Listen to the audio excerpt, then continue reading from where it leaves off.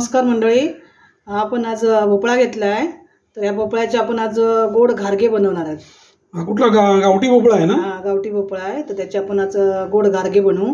कोणी घारगे म्हणतात, कोणी वडे म्हणतात.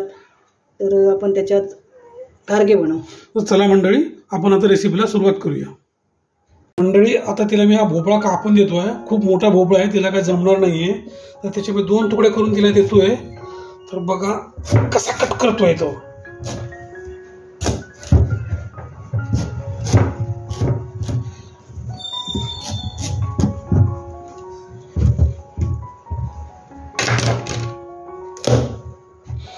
तर बघा, एक नंबर असा गावठी भोपळा कसा दिसतोय बघा, एकदम प्युअर.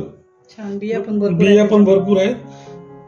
लाल एकदम छान आहे, पिवळा एकदम. तर मंडळी, या भोपळ्याची आता पुढे आपण रेसिपी बनवायला घेऊया. चला.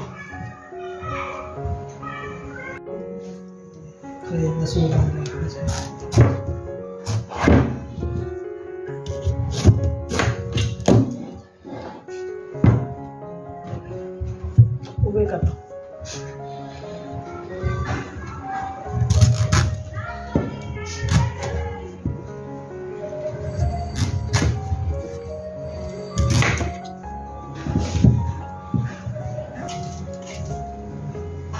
भोपळ्याच्या आपण बिया सगळ्या काढून घेऊ आणि भोपळ्याची सालं काढू.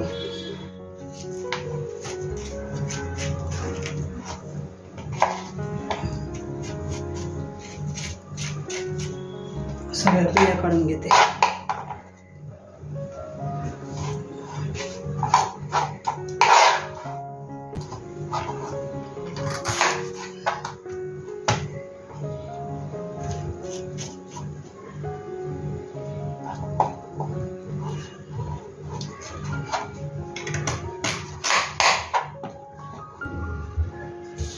तर हे भोपळ्याचे आता छोटे छोटे पीस करून घेतले.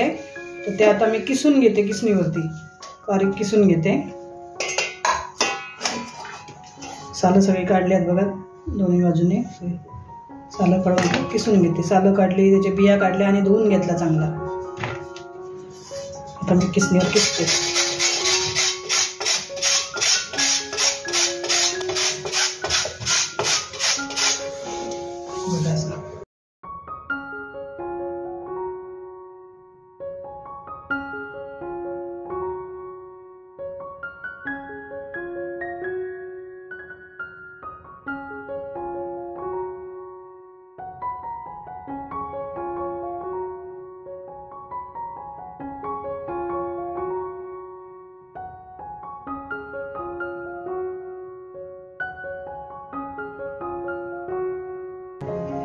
हा, आता भोपळा सगळा किसून घेतलेला आहे बघा, छान असा बारीक किसून घेतलाय. तर मी या वाटीने मोजून घेते, वाटीने मोजून घेते असा किती आहे तो. तसं आपल्याला गुळाचं प्रमाण घेतलं पाहिजे. ही 1 वाटी आहे.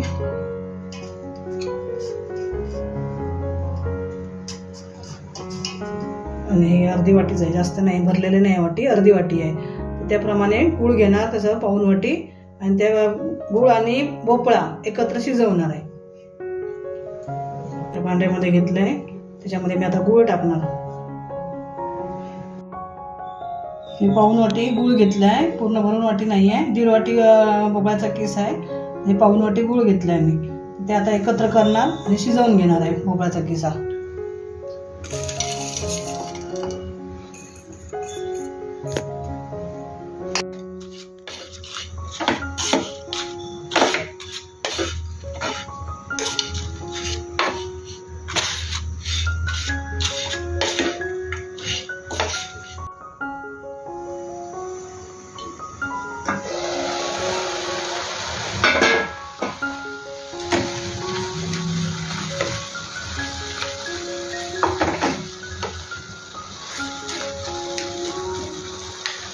हे आता किती वेळ शिजवणार आहेस?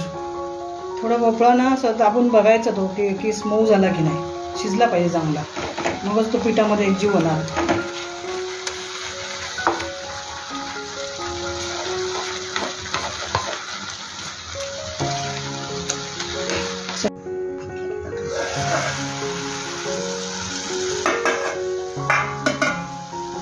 भोपळा शिजला का बघू आपण.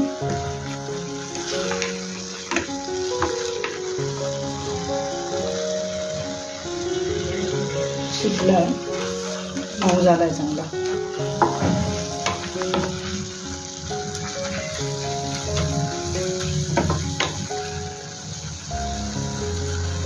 चांगला शिजला पाहिजे.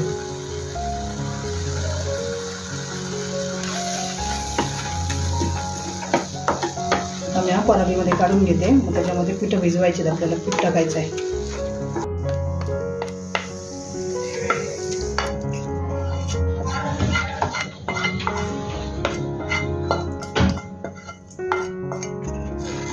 थोडं थंड व्हायला पाहिजे, हाताला चटके बसतील पीठ भिजवते वेळी. थोडं थंड होऊ दे. तर आता आपण हा भोपळा थंड झालाय, त्याच्यामध्ये आता आपण पीठ टाकू. हे रवा घेतलाय 4 चमचे, मी रवा टाकते. त्यानंतर ही अर्धी वाटी गव्हाचं पीठ घेतलंय.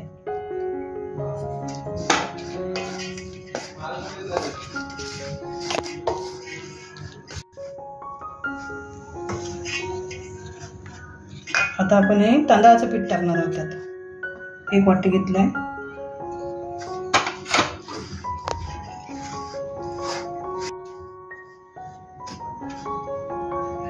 एक वाटी टाकलं आधी. आता हे थोडंसं आणखी अर्धी वाटी टाकते मी पीठ तांदळाचं.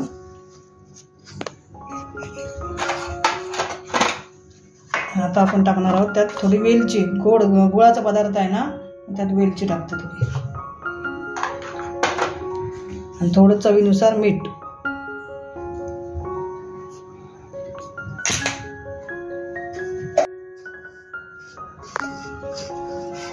हे सगळं एकजीव करून घेते आणि नंतर आपण गरम पाणी त्यात टाकून गरम पाण्यामध्ये भिजवणार.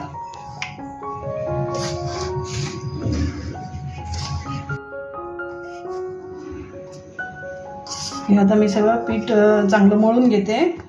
हे बघा, एकजीव सगळं व्हायला पाहिजे. थोडंसं आपलं लागलं तरच पाणी घालायचं, जास्त पाणी याला घालत नाही.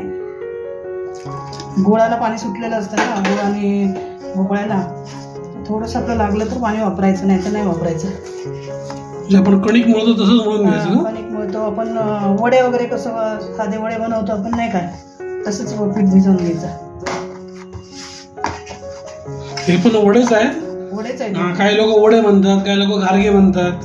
भोपळ्याचे गोड वडे. भोपळ्याचे गोड वडे. जास्त पातळ नाही पीठ करायचं, असा गोळा झाला पाहिजे.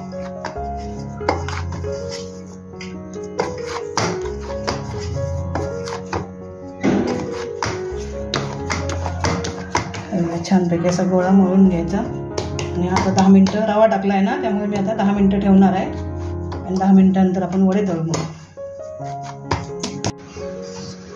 आता आपण हे पीठ चांगलं भिजलंय का बघूया. चांगलं असं मळून घेऊ आता आपण. त्याचे छोटे गोळे करू.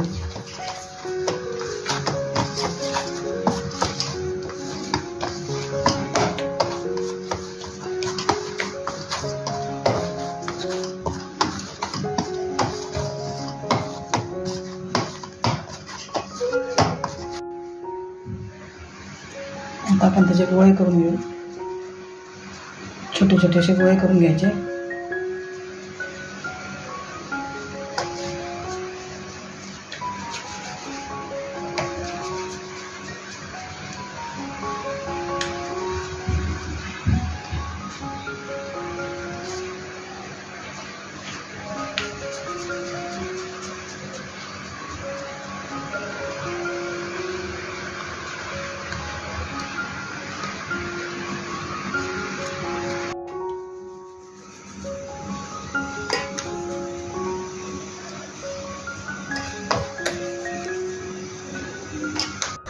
आता आपण हे गोळे केले आहेत एवढे. तर आता आपण एक कागदाची पिशवी घ्यायची, प्लास्टिकची. त्याला तेल लावायचं प्लास्टिकच्या पिशवीला. आणि एक एक गोळा आता आपण पोळे थापायचे गोळ्याचे.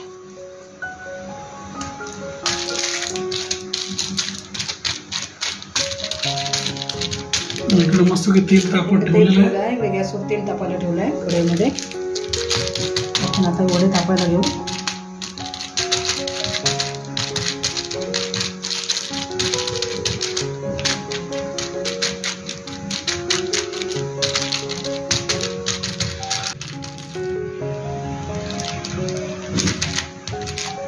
मंडळी किती जणांनी गारगे खाल्ले आहेत हे कमेंट करून तुम्ही सांगायचं आहे आणि त्याची टेस्ट कशी आहे ती. दिसत आहेत छान नाही बघा, भोपळ्याचे कसे दिसत आहेत. म्हणजे हळद टाकायची गरज नाही वड्याला.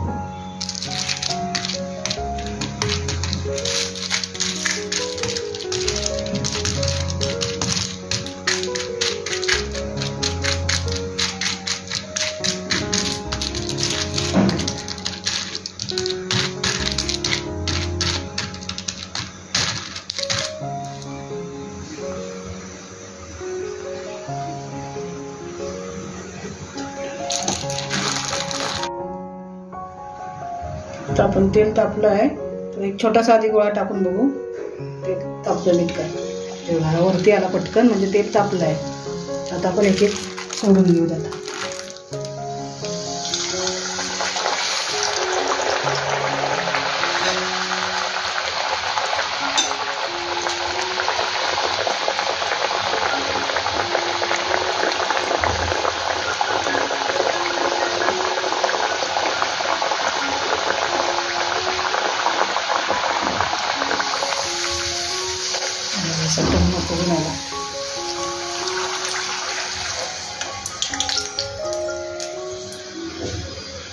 बघा मंडळी, गुळ असल्यामुळे नॅचरल कलर आलाय बघा.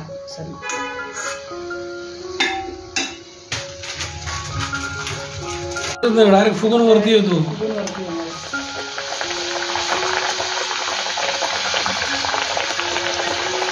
मंडळी मस्तपैकी बाहेर पाऊस पडतोय आणि इकडे मस्तपैकी गारगे तळते आहे.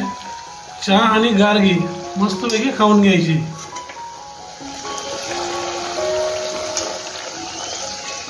जास्त पलटायची गरजच नाही त्याला, एकदाच पलटायची फक्त.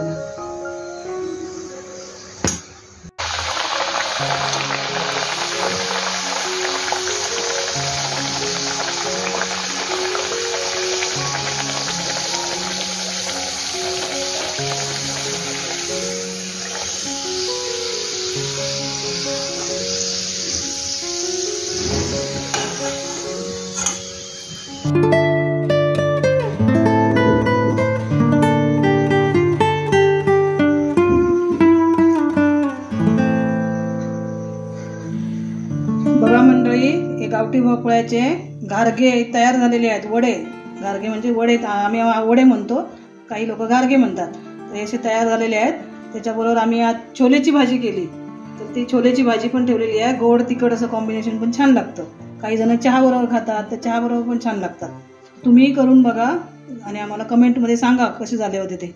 आणि ही रेसिपी तुम्हाला आवडली असेल तर आमच्या चॅनलला लाईक, शेअर आणि सबस्क्राईब करा.